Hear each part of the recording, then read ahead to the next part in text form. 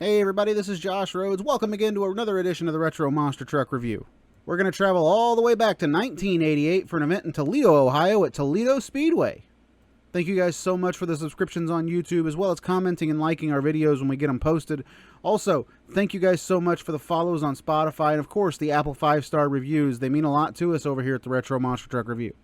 Without any further ado, let's head out to Toledo, Ohio and Toledo Speedway for some high-flying TNT Motorsports Monster Truck action.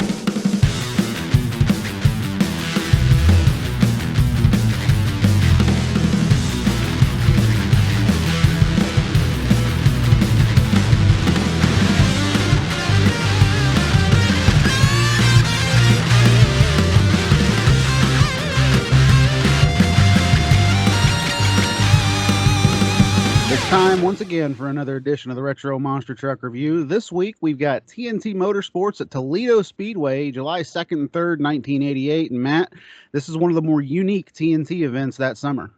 It certainly is, my friend. We're on a U-turn course, and we're starting the show off in front of the big, giant, monster inflatable can of tobacco. Can you get any better?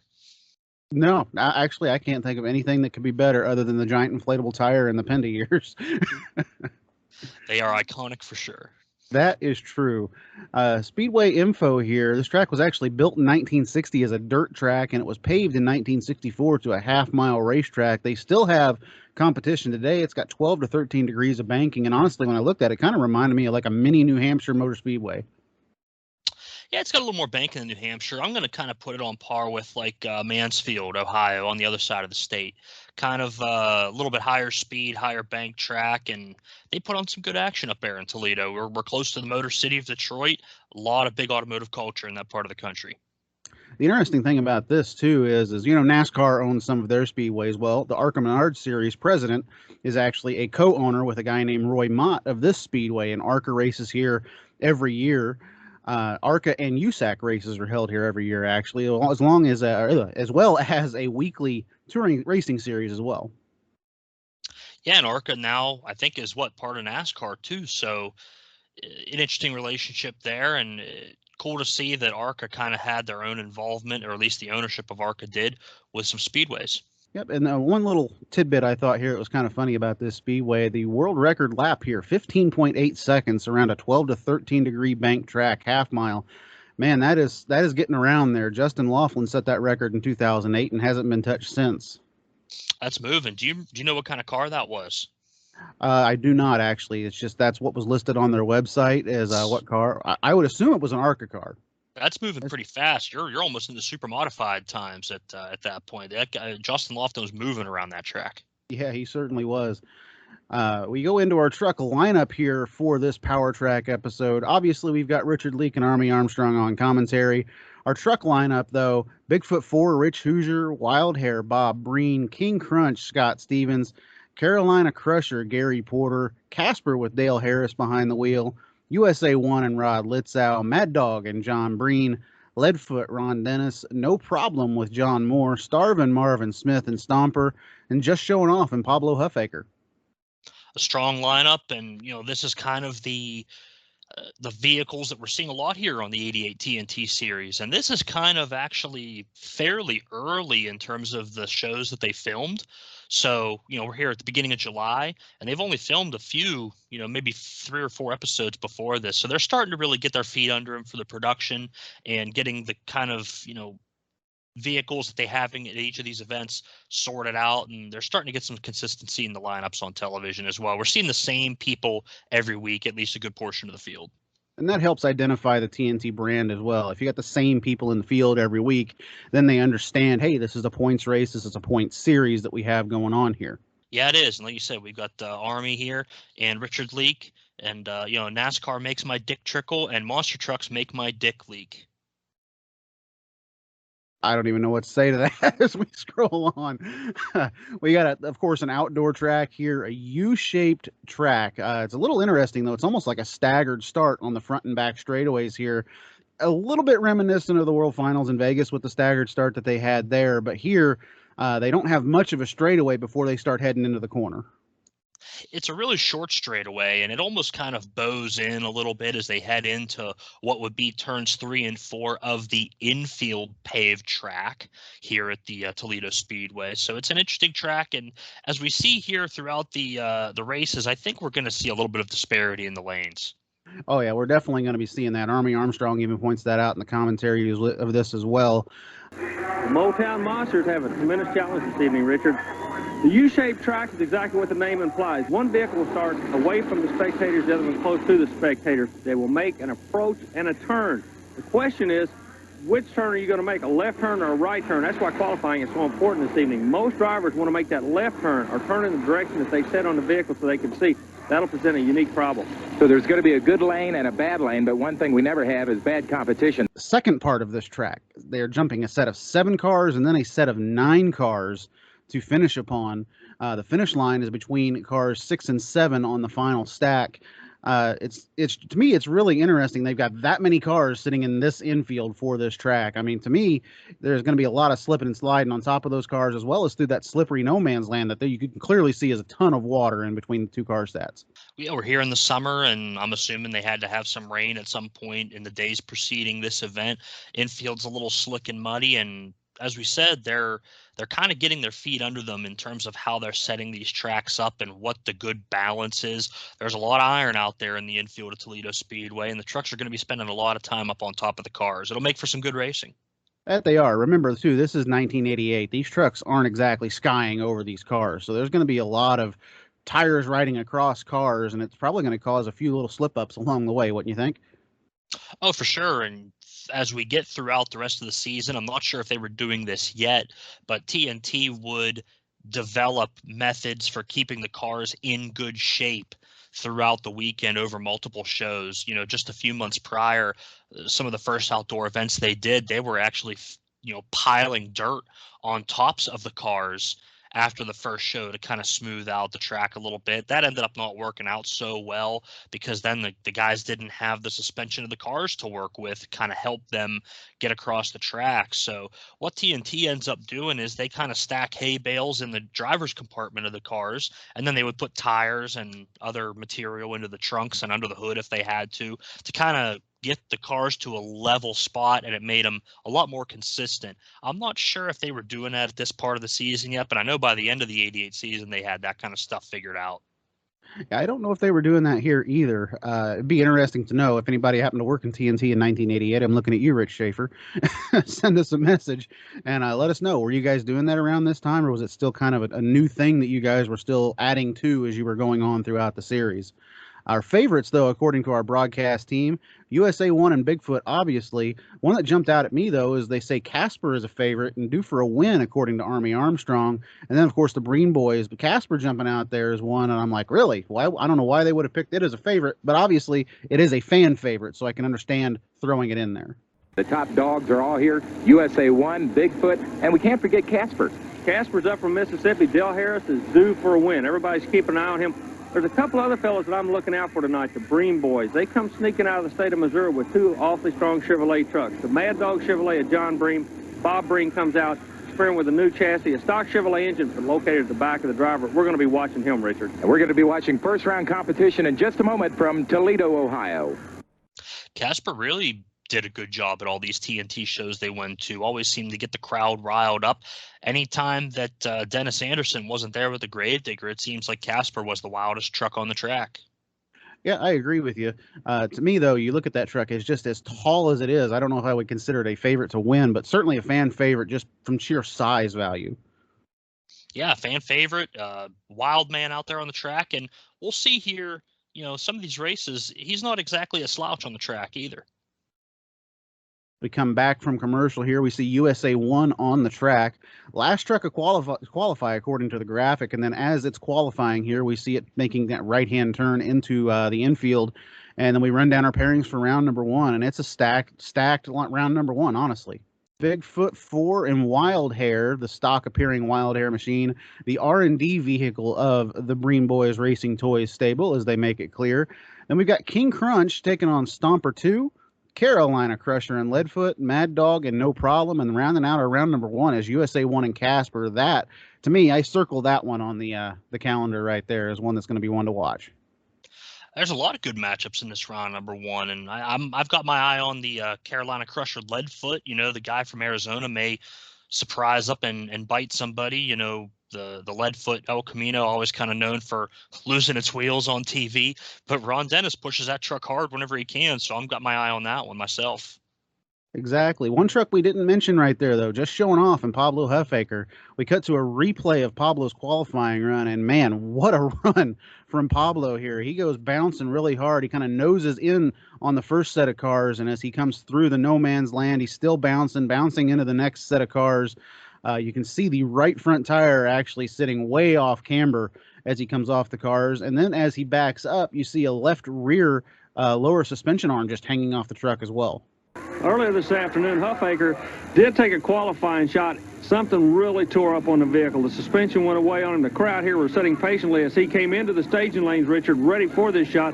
You know, Huffaker out of the Lone Star State has developed tremendous following for this Ford truck. He took the shot. The front end looked good. He nosed down real tight, went to the second jump. The front end had a tendency to break right there as Huffaker completely tore the front suspension away from the truck, unable to get in the competition. So one of the top national point chasers will be not getting points this evening. All right, you can see there on a video replay of what happened to Pablo Huffaker. Broken suspension there. You saw that right front tire just angle out. So disappointment for him, but we still have 10 of the best monster trucks in the world getting ready for first round competition. All kinds of damage for Pablo, and just, you know, took a wrong bounce, got a big shot up off the cars and kind of bounced hard and then came crashing back down onto the ground without a whole lot to support him there. I think he probably broke a champagne glass or something similar, you know, in that axle, that right front spindle area. You could see it, and then as he comes off the cars, another issue where the traction bar goes away, and boy, just all kinds of damage for the just shown off truck. Definitely going to put him out of competition for the night.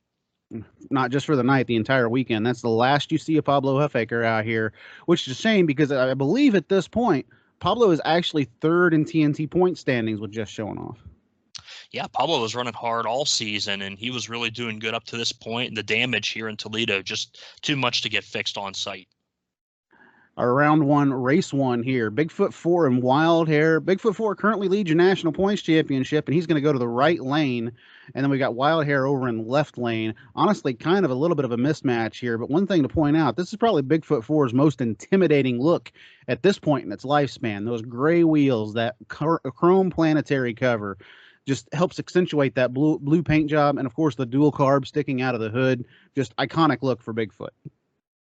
I think I'm in the minority here. I was never a big fan of the gray wheel setup. I'm white wheels all the way on pretty much any monster truck. But in terms of the most menacing look for Bigfoot 4, obviously it's got to be the Cobra Creek, Colorado treatment for snakebite. But Bigfoot at least looks fast, even though it may not be my favorite overall look for the truck. That's where we differ. This is one of my favorite looks. I know it's one of Jason Ronas. Hi, Jason. How's it going? We'll get you on the show again soon. We've got Bigfoot first off the line right here. He goes into the corner with ease, and Hoosier is actually around the corner and on the cars before Breen can even make it around the corner. Bigfoot finishes the race before Breen can even hit the first set of cars. All Bigfoot here, very smooth run from Hoosier, and you're definitely seeing a clear winner as far as which lane you want to be in just from this one pass. Bob Bream out of Missouri. Now, this is basically a mismatch, Richard. What it is, the Bream brothers have teamed up. Mad Dog John Bream, he's got a good combination. Bob Bream, his brother, comes in with the Wild Hair truck. They're experimenting. This is a research and development vehicle. The research comes on in where you put the engine. The engine in the Chevrolet we're going to be seeing is basically a stock engine located behind the driver. As Hoosier goes into the lanes with the awesome national points leading Bigfoot, his engine's located in the front. So the Ford, I believe, will definitely have an advantage on this shot. All right, they are off from the line. It's Wild Hair taking on Rich Hoosier and Bigfoot. Army is trackside call-up from your vantage point. Hoosier, a good shot. Cranks to the inside, goes over the cars. Bream's having some problem. Hoosier's not having any problems at all. Very, very smooth run. This will advance Bigfoot into the next round. Meanwhile, the Wild Hair vehicle, we told you, they're experimenting with it. They're going to figure it out. They'll get the handle on it. They'll be back another day.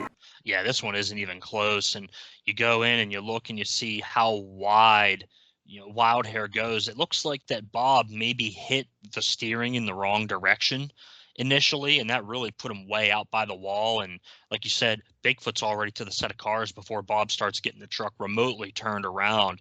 And even coming over that set of cars, the rear steering gets all out of kilter, and he's having trouble just getting to the finish line.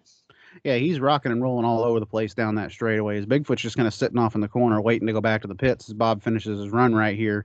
Reason Bob probably finishes his run, though, is because this is a very tough track. It's a very long track. You never know what breakage could happen, and he may end up getting into the next round just by finishing his run here. So kudos to Bob Breen for finishing the run in the R&D Wild Hair. That's something the guys seem to pick up pretty early. There's a lot of breakage back then in these events, and you can't advance as a fast loser unless you made a legal run. So these guys got it into their minds pretty early that you want to make a good legal run, even if you have to back up and then finish. You do whatever you have to do because you never know what's going to happen later in the round. Maybe you'll come back. Exactly. Next race, King Crunch and Stomper number 2 here. As King Crunch comes out, and we see Stomper actually coming out with it. We see Wild Hair and Bigfoot going to the back. Hoosier, however, ever the showman, has that tilt hood up on Bigfoot going by the crowd. I just love that sight. Playing to the crowd even as he goes back to the pits. Yeah, that had some functional work to it, too. I mean, that's how they cooled the engine. When it would start getting a little warm, they'd pop that hood, the tilt hood set up there, and it was always a good look. The fans certainly appreciate it, I'm sure. It's always a good way to show off a little bit. Yeah, just showing off, if you would say. Anyway, one thing I want to point out here, this King Crunch truck that comes out, this is a light vehicle. It is a very high horsepower vehicle, according to the guys on our broadcast team here. As far as the King Crunch lineage, do you happen to know maybe which truck this is? I looked on Dennis Taft's website, and according to him, it's Scott's seventh truck. But when I looked at his number 5 and number 7, they looked very similar to each other. Yeah, Taft's site he pretty much tracks paint schemes more than anything, so I'm not really sure which chassis this was. I'm not sure if it's the same chassis as what they started 88 with. I think it is. I took a quick look at some pictures, and the cage bars and everything seemed to line up, but I think they did revamp the truck a good bit after the crash in Pueblo a little bit earlier in this season, in this summer, about a month or so prior. And I think they may have put a little bit higher arch leaf springs on the truck after they fixed it, because the truck does have a little higher ride to it. And, overall, the truck looks similar, but it's a little bit different paint scheme, a little bit different overall look. But I think the chassis and cage are the same, and I would have to probably defer to somebody else for an official ruling on that. I don't know Scott's truck lineage probably as much as some others, but I think it's at least the same bones underneath that skin. Sounds about right. The black, yellow, and red and orange paint scheme that he has right here on King Crunch is just an intimidating looking truck, honestly. A look that would be recreated in 2016 by David Smith on I believe it was an S10 body. They actually originally wanted a big Silverado body for it, but they ended up going with an S10. Looked a little short on that chassis. I got to tell you, though, Dylan Finley, who currently runs King Crunch, ran a variation of this as well in 2018, maybe 2019. I might be getting my years confused there. But, man, just an iconic look for King Crunch that still has ran to this day. I love the look. Any black truck with a yellow stripe on it of any kind, I mean, that's my people. Got that yellow streak running down the middle? That's it. Crunch is considered one of the most powerful trucks on the circuit here, according to Army Armstrong. And when they leave the line, you can certainly tell it. King Crunch is through the corner and over the first set of cars before Stomper. But, man, just by watching the way that this King Crunch truck is reacting, the suspension is not there at all. Man, it's solid, and you can tell that the truck is just way oversprung for how we're going to call it light. I mean, the truck probably weighs, maybe 12,000 pounds, but it's light in compared to some of the other vehicles at this time. It definitely is not handling the best, but it's got the power to overcome it, at least at this point of the competition. Stevens out of Texas goes up with the Coors King Crunch truck, probably one of the most powerful trucks on the circuit, and also, Richard, one of the lightest trucks. Isn't it an advantage for the drivers to be so far apart and just meet for the first jumps?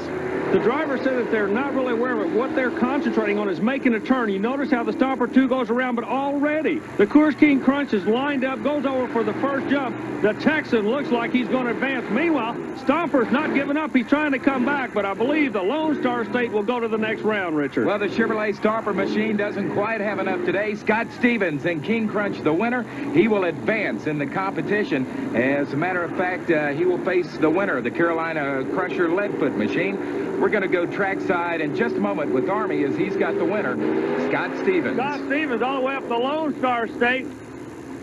Wild qualifying shot in the first round. Had a good quick qualifying time. You drew Stomper in the first round. You're advancing past that on basically a new type track. We're running the U-shaped tracks. How you feeling about the truck this evening? Oh, well, we're, every week, Army, we've been kind of progressing. Then for a few weeks, we went backwards. And last 2 weeks, we've been going really good ahead. Tonight, we were trying something we never did. We're weighting the truck. We were weighted way wrong. I've got enough motor to switch the front end, and we're going to take some weight out right now. You got to take the weight out, or you're going to move the weight in the truck? Well, we're going to try right now with the very back of the truck with 400 on the torque side.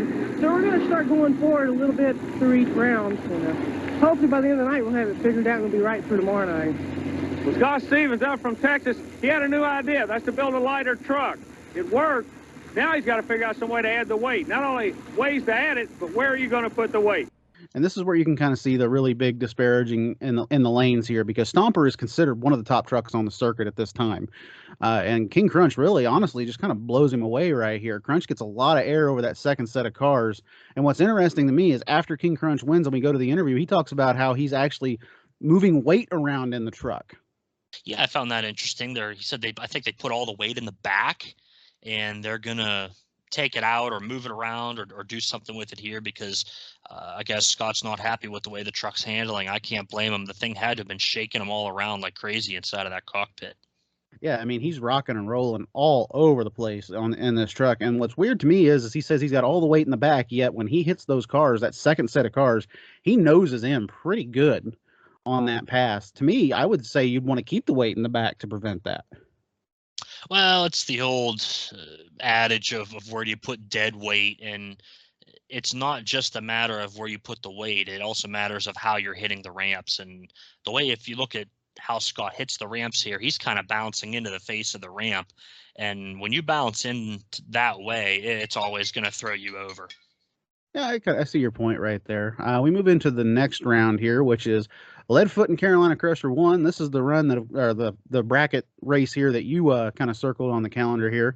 Ron Dennis and Leadfoot, 1977 El Camino, one of the more unique looking vehicles on the tour. Always did stand out too with that white paint scheme with just the name on the side. And another fun fact here, if you look at some of the Leadfoot trading cards, there are photos of that truck from this event on those cards. Yes, indeed. I just got a bunch of them from my buddy Chris Uhas, so thank you for that. And some of the Leadfoot cards were in there. So that's the 1989 Leasley MTRA set, and they were taking pictures all through this 88 TNT season of different vehicles. And a lot of the TNT participants involved here as MTRA members, so you get to see a lot of these trucks. It's a good set to have. It's worth the money. And Leadfoot, definitely, like you said, one of those trucks. And I always thought it was a cool look having the El Camino. You know, Jake Henke's Aces High, obviously, one of the more famous El Camino trucks. But Leadfoot up there right as well. Probably the best performing in terms of a race environment truck at this point in monster truck history, whereas Aces High was more of a show truck. Yeah, as long as the truck can keep its tires on, Leadfoot is certainly one to watch out there on the track. For sure. One thing, too, to point out here is we've talked a lot about Carolina Crusher 2 on this podcast. We've talked a lot about Carolina Crusher 3 and 4 when we go into the Penda years. We have not talked a lot about the old 72 C10 Carolina Crusher number 1 that is in this race right here. Porter has obviously picked out two colors that really pop on any vehicle and really pop towards kids as well, and that's yellow and red. And that's a theme that's stuck with Carolina Crusher all the way up until Gary's retirement. The red and yellow just works. I mean, it was his identity for years and years. It's a little bit more of a canary yellow at this point, but it still looks good out there on the track with the red chassis. And just like everything else Gary Porter always did, it's consistent, it works, it never really lets him down, and he's moving on to the next round in this case. Yep, he gets out on the Leadfoot machine, and of course Gary's over in the right lane, and Leadfoot's over in the left lane. And I guess now we can really kind of say the big elephant in the room: why is that right lane so favored? Well, back then, Matt, guys are sitting to the left side of the vehicle, so when they're over there in that right lane, they've got a really good eye to be able to see getting around that corner. Whereas in the right lane, you don't have that. You're looking over your hood basically to try and guess where your right front tire is. It's a big difference, and especially with some of these guys kind of hanging out the window at this point early in the monster truck industry as they're driving, they can see where that left front tire is and they can cut a nice tight turn. You can't do that on the right side of the truck because it's so far, away from you and you can't see it. All that sheet metal's in the way. Yeah, it's a big guessing game as far as that right lane, as far as the left lane goes. The right lane, like I said, guys can just kind of stick their head out the window and be like, all right, cool, I'm right there. Whereas that other lane, you can't see over the hood. The only guy, and I'll point this out now, the only guy that really has a distinct advantage in either lane is John Breen, who sits center of the chassis. Yeah, he's at least equal side to side, but by the same token, he can't lean out and see that tire or get a good bearing on it. So he may be at least half blind in both lanes, if we could look at it that way. Okay, Gary, congratulations on the first round win. We're running on a new type track this evening, the W's. How are you liking it? Well, I really don't like it. I'm really not used to this type of track, but I think I'll get the hang of it. Now, the quick time is going to have lane choice. Do you have a preference when you drive this truck as to whether or not you want to turn to the left or the right? Yes, I'd rather turn to the left. So lane choice is important, not only the actual track conditions, but which way you're going to have to work it. One thing here to point out is after Gary's interview, he talks about how he really doesn't like the W track, as Army puts it. I think it's funny because to me it sounds like, he said W.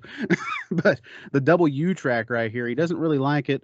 QuickTime is going to have lane choice, and Gary said he would rather turn left going into the corner. Really can't blame him at all right there as we move on to our next pair of Mad Dog and No Problem. Yeah, this is a U-turn track. They weren't super common at this point. They had run the Astrodome back in February of '88, and they did do some more turning courses and U-turn tracks throughout the '88 TNT series, but I think this was the only other one that was televised off the top of my head where you've had some other events. A Villa at Fort Wayne, it involves some turns and some other stuff, and there's some other footage I think on the King Kong DVD of some TNT events that involve some turning courses, but this is a little bit unique, and definitely even for a U-turn course, it's different because you're carrying a lot more speed through this corner. Yeah, you're carrying a lot of speed through this corner. Let's not forget you're taking off on concrete here and then turning on concrete as well to cut to the infield. So you're not just taking off, you're actually transitioning surfaces a lot here too, which is something that these trucks weren't really accustomed to. They were used to racing on dirt. Now you're going from concrete onto dirt and metal. Mad Dog, No Problem here. Another unique vehicle on the circuit that we really haven't talked all that much about is the Mad Dog machine. It's an 86 Blazer, but by looking at it, Matt, you wouldn't know it. It's a chop top Blazer, I guess, and with the big wing on top, kind of looking like a sprint car a little bit. But I always loved the look of the Mad Dog truck. The thing looks pretty cool, and the colors work for me. The blue frame with the white and the yellow on the body, and it was definitely a unique piece, and the Breen boys got a lot of fans because of it. Seems like Awesome Kong, the skinny Awesome Kong anyway, always gets credit for being, they moved the driver to the center of the truck. The Breen boys were doing that much sooner than the Kong truck was. Yeah, they did. This truck was built, sometime in early, 1987, because they were racing it in '87 with the yellow body on it. So yeah. Mad Dog was definitely, this is the Mad Dog 3 truck we're talking about, is definitely an innovative piece in monster truck history. It was one of the first trucks to really be built with the idea that they were going to go racing with it. It was one of the first times you ever heard the term race truck thrown around. Yeah, it has a little lower stance, but it still has, decent enough suspension. It's not jacked up to the moon just trying to be a real tall truck. It's meant to kind of go fast, and it does that on many, many occasions. Got a few TV wins over the years and was always in contention wherever they went. Yeah, and he's racing No Problem in the other lane, which is literally a registered boat. That it is. It's got a propeller on the back and everything. The old No Problem 1 machine. We got a Bronco and Blazer matchup, so we've got Ford versus Chevrolet. Blazer gets the whole shot, comes out of the first turn well ahead of the Bronco. Mad Dog gets a little bit of out of shape between the cars here, but gets correct. It doesn't really get corrected quick enough. He remains ahead of Moore. However, He doesn't get one of the tires up on the hill on the second set of cars, and that's going to lead to a disqualification for Mad Dog. Coming to the line next in first-round competition, one of the Breen brothers, John Breen, and his Mad Dog machine taking on John Moore out of Lafayette, Tennessee, with no problem. John Moore, Army, one of the guys on the circuit that pays his own way. Yeah, he's one of the strong independents. He'll be working off the spectator side, making a right turn, but a good hole shot by the Chevrolet Mad Dog out of Missouri. John Breen jumps into the corner and gets himself a little out of shape. Meanwhile, Moore, the independent, kind of coming on slow and straight. I believe Breen may be in a whole lot of trouble. The Ford's pulling back on him, Richard. He's got more than problems. He's got a disqualification. John Breen disqualified because he went off course. Rules say you've got to have both tires coming across the crunch cars. Breen on the second set of crunch did not do that. He has been disqualified. So your winner, John Moore, out of Tennessee, the Volunteer State. John, one of the up-and-coming stars on the Renegades TNT circuit. Yes, it does. It really all starts to unravel as John's coming out of the turn. You see the Mad Dog truck coming through, and it kind of hops and skips through the corner, and that's because John's not using rear steer. The rear brakes of that truck ran independently. So he had like a left rear brake and a right rear brake, and he would basically pull the brake on that side and it would lock that tire up, and that's how he'd help himself turn, and just took it a little bit too far, got a little bit, out of shape coming out of the corner, and then hits the first set of cars a little bit off, and then it takes a bad bounce and misses the second set. It all goes back to how he exits that first corner there. Yeah, and I got to tell you too, that is an ingenious way to get your truck to turn around by having just that one tire brake on the rear. You can control it independently. It's really creating a pivot point off of that left or right front tire as you're coming around the corner. After he loses this race, though, we see no problem going to the back, and then we cut to an interview with John Moore earlier in the day. But if you catch it in the background, I don't think TV knew that John Moore had actually lost the race, because you can see John climbing out of the truck, you can see Army standing there, and you can see the television crew ready to interview John Breen. Yeah, it's an interesting catch on your part there. Normally we would interview the winner, but the officials apparently were either deliberating or had made their decision, and they didn't radio down quick enough to stop John Moore on the track to get his interview. So we kind of go into a little bit of a pre-recorded piece here instead. In every facet of motorsport, there's an independent element in that sport. You got your big buck sponsors, but a lot of times the backbone of the sport are what we call the independents. You hear it referred to quite frequently on the NASCAR circuit. The independents are looking good today, or what have you. This sport is no different. The independent monster truck driver, there's a place for them in the sport. John Moore, based out of the state of Tennessee, his wife Heidi and his daughter Jill, they follow the national circuit on the Renegade Tour. He's an independent. John, what possessed you to get involved in this sport? Well, we really wanted to go out and show crowds that we could build a safe and runnable deal, and get into the monster truck thing. It looked like it was something that I thought I would really enjoy doing. Okay, the driving style has to be affected by the finances involved in the sport. The big buck fellas, they'll go out, they beat and bang, they thrash, they tear stuff up. Sometimes they make it to the final, sometimes they don't. You keep chugging along, without the big buck sponsor, you drive differently than those that are sponsored. Well, I hate to say it, but we've got to look to next week, and that's where we're surviving at. So being an owner, and I drive it myself, we just take it just a little easier than a big buck operation does, because the equipment has got to make it the next week, and hope that we don't break it too bad. Yeah, and this pre-recorded piece is going to throw out a term that a lot of people have used since, and that's the word independent monster truck driver. And Army uses it a lot in this little bit of an interview. Yeah, and it's a little bit different than how people equate it now. Back then, if you were an independent, it basically meant that you're running this operation out of your own pocket without any sponsorship help, or any major sponsors at least. Bigfoot had Ford behind them, and USA One had Chevrolet. Stomper had TNT Motorsports itself and the Shapper Toy Company behind them. King Crunch had Coors sponsorship. So a lot of these trucks had sponsor money coming in, whereas guys like John Moore, the Breen boys, Ron Dennis with Leadfoot, they're really literally running the truck just based off of their bookings and merchandise, and if they get any kind of, purse money. So they're running everything out of their own pocket without any real help coming in from the outside. And that's what an independent was at that time. Whereas now people use the term independent as basically as the truck's not owned by the promotion company that's booking it. So a little bit different terminology and different definition from back then to now, but it certainly is true that these guys truly were independent on a financial aspect. Yeah, and one thing that really hasn't changed as far as the term independent is how certain independents drive their vehicles and keep them maintained. And John Moore here in this race, he just goes from point A to point B and he advances around. Yeah, he's able to kind of get the lucky break there, just going out, putting in as clean of a run as he can, not pushing the truck too hard because he's got to get it to that next show the next night without any kind of help from, sponsors, or if he breaks something major, if he breaks a planetary or a spindle or something like that costs a couple $1,000s, that means you're basically working for free for the weekend just to get that thing fixed. Exactly. Very good point there. Braking equipment on these trucks back then could literally cost guys bookings for the next week, something that Dennis Anderson knows far too much about in this early days of the Gravedigger machine, as well as some of these other guys right here. I'll throw Dale Harris out there as well, a guy that drives incredibly hard in Casper. He's going to take on USA 1 right here. Easily the tallest truck in this field, too, is Casper, sporting those 73-inch tires, while every other truck here has a 66-inch tire. 73-inch tires, and I think 73 tubes in the roll bar in the back of that thing. I mean, that thing is just massive and huge. You could like skateboard down the back of it. There's so many pipes on this roll bar. Somebody called Darby Allen. I want to see if he can do that.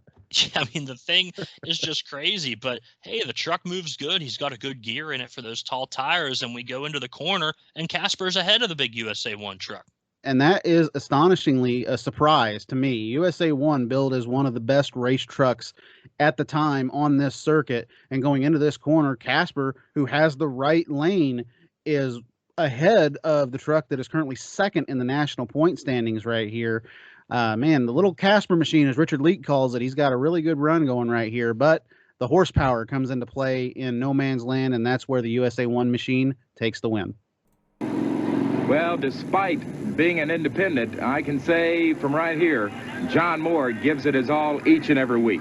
And we are ready for our final round of first-round competition, final round action, that is Rod Litzow, USA 1, taking on the little Casper machine, Dale Harris, one of the favorites on the circuit, but then Rod Litzow really coming on strong in the national point standing. I'll tell you what, Rod Litzow carrying that USA 1, red, white, and blue, got to be a Chevrolet color combination to the max. He came out of nowhere and immediately went after Bigfoot, your national points leader. But right now, the True Value Hardware Chevrolet USA 1 comes around a little bit late getting in the corner. Harris may have cut the course. We don't know. From my viewpoint, I cannot tell, Richard. All right, well, he's definitely off course now, no matter what happened earlier, and your winner is going to be Rod Litzow. Winner, USA 1, will move on. Dale Harris and Casper going off course. Don't know if it was mechanical problems right now. I'm sure it must be something going wrong with the Casper machine. We'll try to find out a little bit later on for you. Meanwhile, Rod Litzow moves on. Here he is with Army. Rod Litzow takes the True Value Mechanic USA 1 Chevrolet to a first-round win. Rod, everybody seems to be having a little bit of problems going into the second jump of cars. What seems to be causing that problem? It's a little slippery in between the tracks. It's a little wet back there, and it's asphalt, so when you mix a little mud with the water, it makes them slippery coming out. Well, we started off with 10 monster trucks in competition. USA 1 Chevrolet, the heartbeat of America. He advances to the next round. And this is where I want to get into some of the lane disparity a little bit here, because if we go to the beginning of this race and you look at the side view of these trucks as they take off, USA 1 takes off and they cut the camera away, and I don't think Casper's even moving yet. USA 1's got at least a 1 or 2 truck length lead off the line, but somehow Casper is into the corner first. I think that near lane up against the grandstand side had a way longer approach to the corner somehow. I don't know if it was the arc and the angle that they were bringing the trucks in for, but it was a big difference because USA 1 wasn't taking his time. Rod's moving down to the corner, and then they switched the corner, camera, and Casper's ahead somehow. I think he had just a lot straighter shot on that lane into the corner without that big arc. Yeah, he had a lot straighter shot, but one thing that I actually completely forgot about was the fact that he did run over a turn tire, which is technically in TNT rules a disqualification for Casper.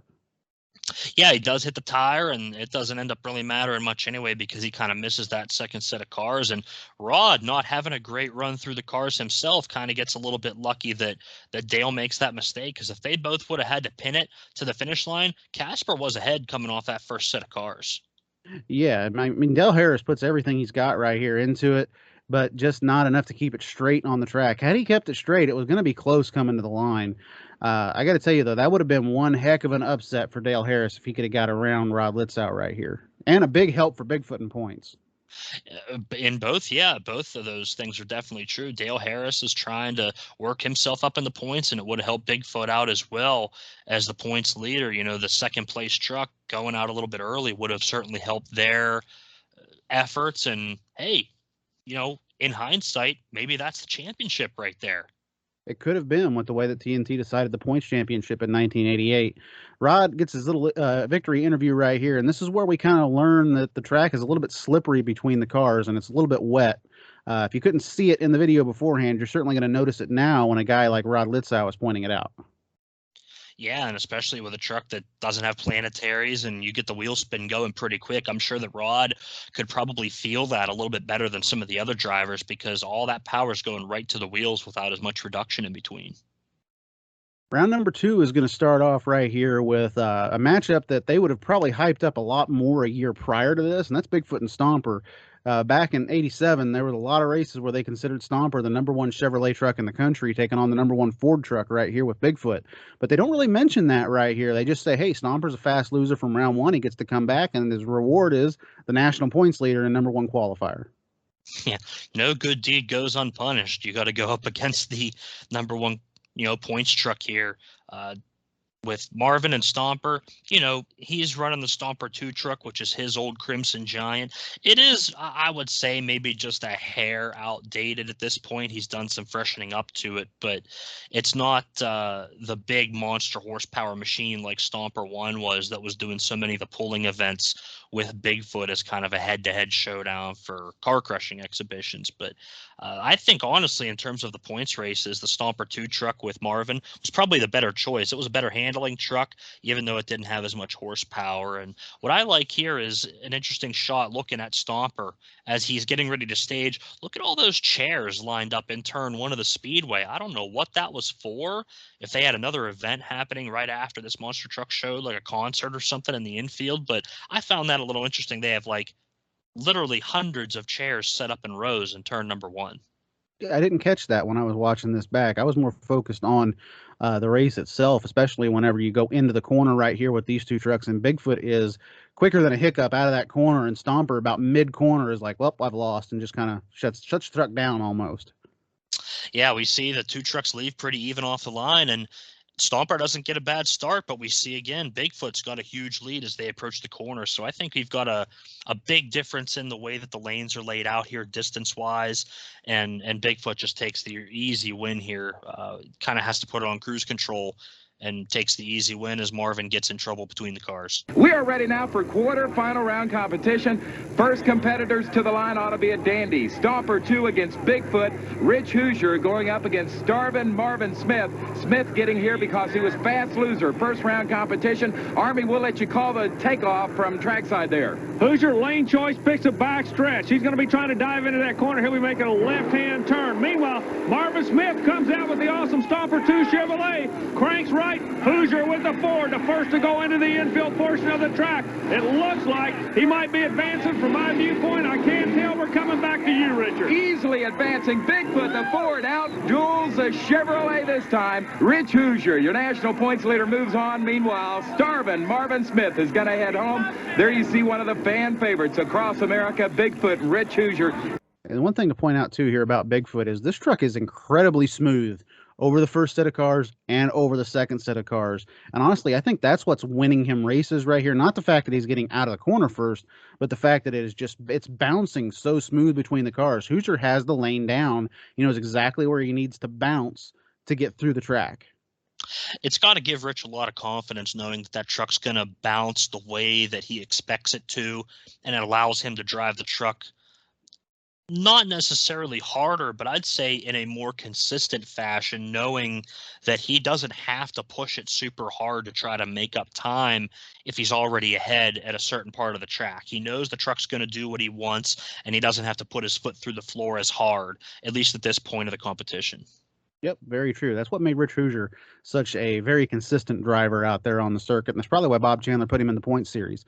Next race, though, probably the one that is really what people remember most about this entire weekend, and that is King Crunch and Carolina Crusher number 1 here. Crunch is going to take the right lane, and Crusher's in the left, and according to Richard Leak, this is going to be one heck of a battle. It's going to be a battle, and we see a close-up here inside the cockpit of the Carolina Crusher. Gary Porter, I think your helmet was maybe a size and a half too small. His beard's hanging out, and like his face is hanging out of the helmet too.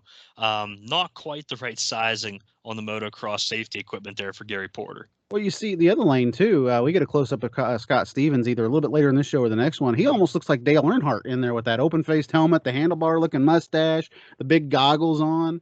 Two different disparities right there between the guys that are racing in this race. Yeah, the safety equipment was certainly not what it is today, but kudos to the TNT and the MTRA for at least mandating some level of safety equipment at this point, because the sport's advancing in a hurry and they wanted to protect drivers the best they could. And I think at this point, John Moore was still running that giant bubble helmet that kind of became famous in later years. So as long as you had a helmet, I guess you were good to go. Not necessarily the Cliff Starbird bicycle bell helmet that he ran some of the USHRA shows. That'll turn you into Chunky Marinara real quick if you flip the truck over. Or the old Mike Welch Hot Wheels looking helmet, but we won't get into that.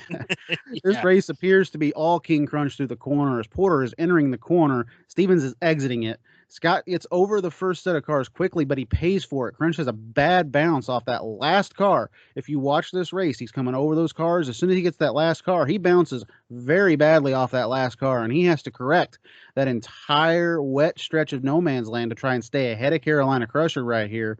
Crusher starts to come on really strong over the second set of cars, and by this point, Scott Stevens does pick up the victory, but he's completely sideways after the finish line, and it looks like he's going right into Carolina Crusher's lane. Both Chevrolets. Porter drives that left lane. He's going to be making a right turn, not exactly where he wanted to be. We talked to Stevens earlier. He was talking about moving the weight around in the Coors King Crunch truck. A lot of horsepower, lightweight. They're actually adding weight back in. They're off and running, Richard. What does it look like from your top side? Well, everything that we said it would be, a tight battle, and it is. Coming around there first, so is King Crunch with the inside groove. He's got the advantage going to the second set of cars. But here comes Carolina Crusher. Gary Porter putting on a late charge at the line. I have no idea who won. As a matter of fact, they collided. They collided at the finish line. King Crunch and Carolina Crusher. Army, I'm going to let you call the instant replay. Stevens had the initial jumping over the first set of cars. Then he seemed to lose horsepower. We told you about being one of the most powerful trucks on the circuit. He nailed the throttle, came back in the second jump, crossed up. Meanwhile, Crusher was coming after him. I don't know who won this thing, Richard. Yeah, and we were talking earlier about the way that they prep the cars, and boy, it looks like King Crunch hits a big hole in those cars coming off that first set, and that's what gives them the big balance as Crusher's coming in hard.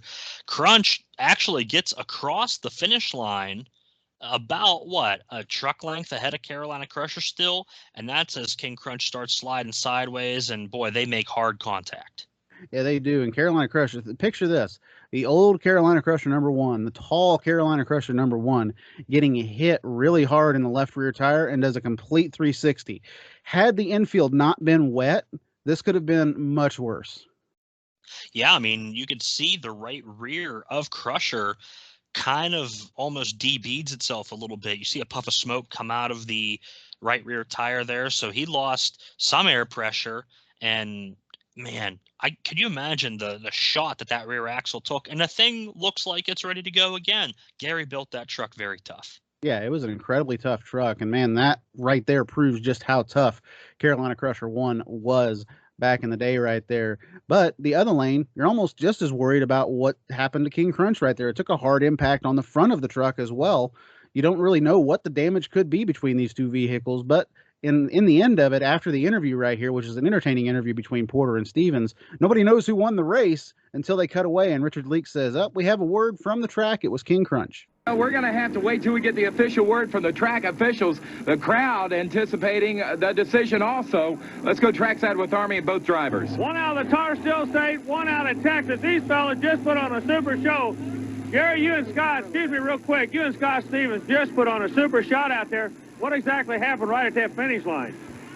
Well, he got crossed up, and that's about all I knew. I looked up, and he was right there on me, and there was nothing I could do.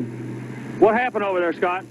I just drove, and when I mashed the gas, the truck kind of spun out on me. And even when I hit the brakes, it did no good. I just slid right into him. The track on the other lane's pretty slick, and I kind of crawled up on the car as easy, and I knew Gary was fixing to drive by me.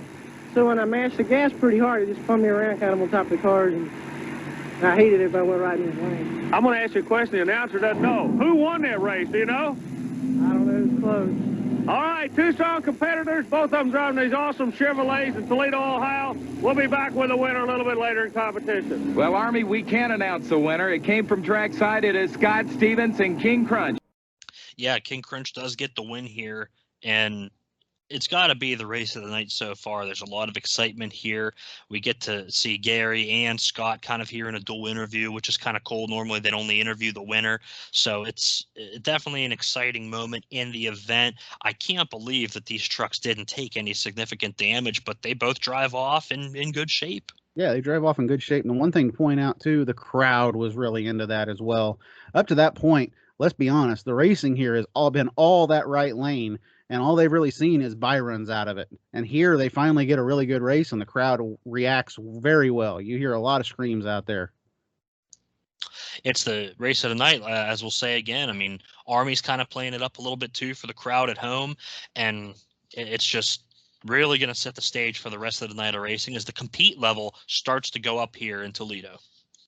Speaking of compete level, no one in 1988 was more competitive than this guy, and that's Everett Jasmer, owner of USA 1. And we get to learn a little bit about the truck itself, the design, how the graphics were made, just some cool little tidbits here that you might not have known about the USA 1 race vehicle.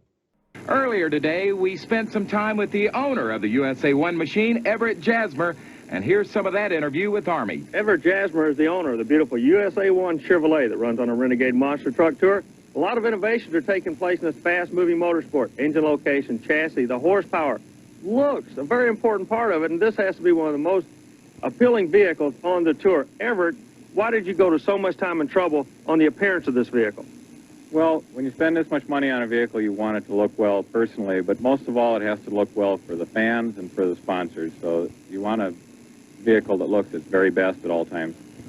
Who actually designed the graphic layout on the side of the beautiful red, white, and blue color combination with the star and the USA 1 name?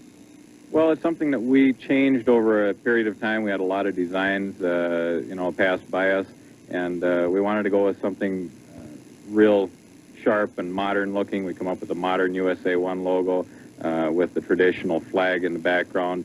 We based it on a beautiful blue pearl paint by Glazerite Company, and we figured it's the best thing we could do as far as looks.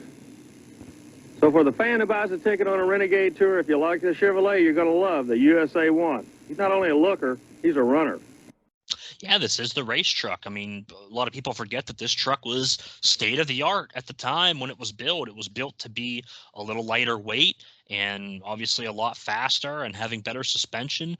And it's crazy how quickly things advanced, because within a year the truck's pretty much obsolete and outdated, and they keep trying to make it work. But the USA 1 truck here is looking beautiful. Everett talks about the paint and the graphics and everything, and that blue pearl that we talk about on the USA 1, it's something you have to see in person. So if the new owners are out there in your town with the trucks on display, make sure you go see it. The pictures and television, they cannot do it justice how beautiful that paint looks. Absolutely. I agree with you 100%. That truck is one of the most beautiful trucks really ever created. As we go into USA 1 and No Problem right here, No Problem's going to take that right lane. USA 1 over in the left lane. Richard points out that USA 1 has taken what everybody to this point believes is the bad lane. He didn't mention this in round number 1, I found that, but I found that a little interesting. But right here, he mentions it because he's basically racing No Problem here. I mean, No Problem's got a decent shot until he gets out of the corner. He's got a decent shot, and you see how slowly John Moore is approaching the turn and how hard Rod Litzow left off the line and the two trucks are even at the corner. So that's going to drive home the lane issue yet again. But as they start to come over the cars, that's where USA 1 really starts to stretch it out. Yeah, USA 1 starts to stretch it out. But as he gets over the finish line here, we got to point out there's a little bit of a puff of smoke out of USA 1, and we get to the interview, and boy, Rod Litzow has blown a drive shaft in USA 1 right before the semifinals. And here comes Rod Litzow at USA 1. He's taking on the Tennessee Pride. No problem. And John Moore, this is something unusual. Rod has decided to take what we thought was a bad lane. Yeah, he'll be working off the left lane, means he's going to turn right, goes around. Moore looking awfully good. He makes a good attack run. They go into the infield side by side, but at this time, the Chevrolet nails the horsepower to the ground and starts to pull out a big lead, Richard. John Moore is letting off. He's going to lose it. Meanwhile, Rod Litzow gets a win, but he slows down dramatically going over their second set of jump cars. Any idea there, Army? Have no idea. A little bit of smoke came out. We'll check with him. All right, so we'll talk to the winning driver, Rod Litzow, in just a minute in the USA 1 machine. He advances to the semifinal round. Meanwhile, John Moore out of Lafayette, Tennessee, says, congratulations, Rod. I'll see you another time, another day on the Renegades TNT circuit. Right now, let's go trackside as Army Armstrong is standing by with the USA 1 driver. Real quick, the driver of USA 1 comes out. It looked like you kind of backpedaled there right at the end. Well, I blew a drive shaft. I blew a drive shaft. I had to baby it through there. You going to be able to make it back for the next round? Yeah, always. It seems like the USA 1 truck had a lot of drive shaft issues over its time, and I don't know if it was just a matter of when the suspension would cycle enough that it would compress it too much, but they were always replacing front drive shafts in that thing, it seemed. And to their credit, those guys always would get the truck fixed in quick order and have it ready to go. As Rod would kind of tell Army here in his interview, they'd be ready to go for sure. Yeah, they'd make it back always, according to Rod Litzow right there. Our semifinal, though, is probably the semifinal you would have expected looking at this lineup. We got Bigfoot and King Crunch, USA 1 and Carolina Crusher here as the fast loser in our final four. First race, though, Bigfoot, King Crunch. Bigfoot's going to be obviously in the right lane. Left lane is Scott Stevens, who just took a wild ride the round before. I don't know. Do you think that's might going to scare Scott just a little bit here? You think he's going to back off? I don't think he's going to back off, really. I mean, Scott's had a heck of a summer so far as it is, and if there's anything that would scare him, it would have been that crash in Pueblo. So I think Scott's got his foot to the floor anytime he's got the ability to do so. Exactly. Bigfoot, like I said, right lane. Crunch, left lane. Crunch appears to get the whole shot here, but Hoosier is easily through that corner ahead of Crunch, whom really, he hits the turning tire trying to cut it as close as he can right here. But with the way he's seated in that truck, he obviously can't see out that right side exactly where that tire is at. So kudos to Scott for trying to cut it as close as he can. But when he hits that tire, it's a disqualification. Yeah, he catches it just a few feet too far inside. And honestly, I think it ends up hurting him because he squared off the corner too much and kind of pushed himself wide as Bigfoot comes through. And I'm just going to use the word smooth because Rich is in a good rhythm here with the truck. The truck's basically just doing one bounce and off each set of cars, and it's a nice, consistent way to go. If he'd have pushed it any harder, I think it would have hurt him, and if he'd have took it any easier, I think it would have hurt his time. He just did about as smooth of a job as you could through that section of the course. It's King Crunch, Badlands area, Texas. Scott Stevens taking on the one, the only Ford monster truck of Bigfoot and Rich Hoosier. Chevrolet, Ford. Crowd about evenly split. Chevrolet gets a good jump out. Let's see who's going to get into the infield grass first. It'll be Bigfoot. Makes a turn. Stevens actually hits a little bit of the track. The tire marker. Bigfoot makes some good bounces, Richard. It looks like the Ford takes another win. Boy, he not only takes another win, he blows away Scott Stevens and King Crunch. Matter of fact, Scott is just now coming across the end of the course going, what happened? Yeah, I mean, it was probably the most perfect pass of the night right there from him. The car that bit Scott Stevens in the round before, Rich Hoosier bounced over with all four tires and landed perfectly into no man's land, so he is dead straight going to the next set of cars. Perfect job by Rich Hoosier and Bigfoot number 4. Yeah, and that allows him to get a good jump over the finish line set as well to kind of land right at the finish line and then just bounce off the cars that one time again and head on over to the winner's circle for the semifinal matchup. USA 1 and Carolina Crusher is next here. Obviously, Carolina Crusher is the fast loser. Crusher is going to have the good lane, though. USA 1's going to have the left lane where he's turning right into the corner. They actually go into the corner pretty even here. USA 1 actually lifts the right rear tire mid-turn, and that was a little bit scary for me, knowing how many times eventually that truck would roll over. This could have been one of them had Rod stayed on the throttle really hard right there. It's hiking up just a little bit on them, and they kind of go into these cars even and kind of driving over the tops of the cars, I think, is where the difference is here for USA 1. Rod pulls just a little bit of a lead, and then they kind of start maintaining that gap throughout the second set of cars. But that's that, 1/2 to 1 truck length difference is going to give USA 1 the win here. Rod Litzow, USA 1, and Carolina Crusher. Well, we know we're going to have a Ford in the final. It'll be carrying the blue colors of the Bigfoot team. Which Chevrolet is going to go after him? Litzow, a good shot again, picking a lane that we think would not have been the good lane. Sets the chassis up so light on the right side. Richard, both right side tires come up. They've got a good race going. I can't tell from my viewpoint. Back top side to you. It is going to be the Chevrolet USA 1 of Rod Litzow winning over Gary Porter and Carolina Crusher. The championship is set. It's going to be Ford Chevy in a moment. Yeah, some nasty looking bounces from Porter in mid no man's land there, and that's where Rod just kind of pulls away. The superior suspension of the USA 1 truck really helps him out right here over Carolina Crusher. Ironically, the very next season, it would be Crusher that would have the superior suspension to USA 1. Yeah, especially as the track started to get faster and faster, and the trucks would be pushing harder on those tracks as well. It's the suspension, it's amazing. The similar setup that Gary used, probably the same springs even, and they just happened to work really good as the trucks got faster on these tracks, and the ramps weren't quite as steep. They were kind of sailing over the cars more so than bouncing and jumping up above the cars and crashing back down on them. We're down to the finals now, Matt. We got Bigfoot and USA 1, Ford versus Chevrolet, right lane and left lane. The battle of two different philosophies here. Rod has really favored that left lane where we obviously know where Rich Hoosier is going to be the entire night, and that's the right lane, exactly where he wants to be. Honestly, it's the finals you would expect after watching USA 1's performance in that left lane all night. I really don't know it's going to really work out for him. We'll put it that way. It's the dream matchup for the fans there in the stands because these are the two top trucks in the nation at the time, number 1 and 2 in points as well. The difference here, I got to say, I feel, is the lanes. Yep. That's exactly what the point that I was about ready to make right here. Bigfoot gets the whole shot and is through the turn and has a massive advantage down the straightaway and only extends its lead going over the finish line. All Bigfoot kind of night here.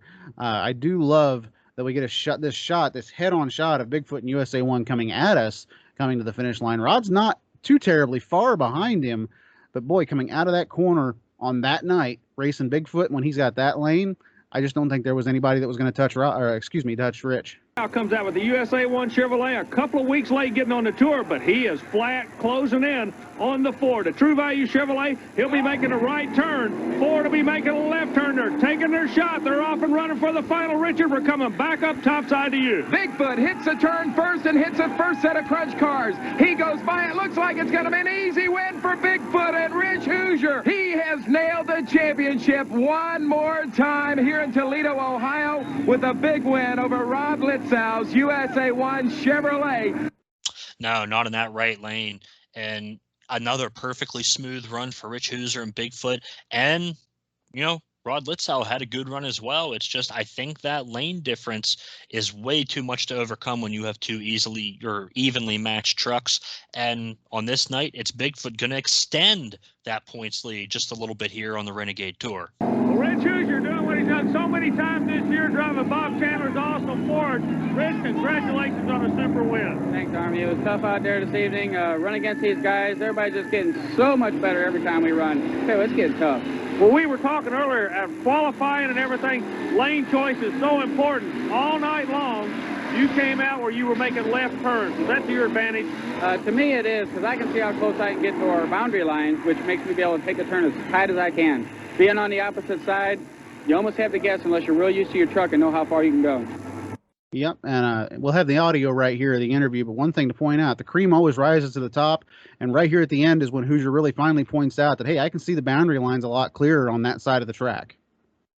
Yeah, that's something that's important. You got to have the good visibility out there on the track, and if he can see everything and where his marks need to be, he's been in that lane all night, that allows him to put in a nice smooth run as well.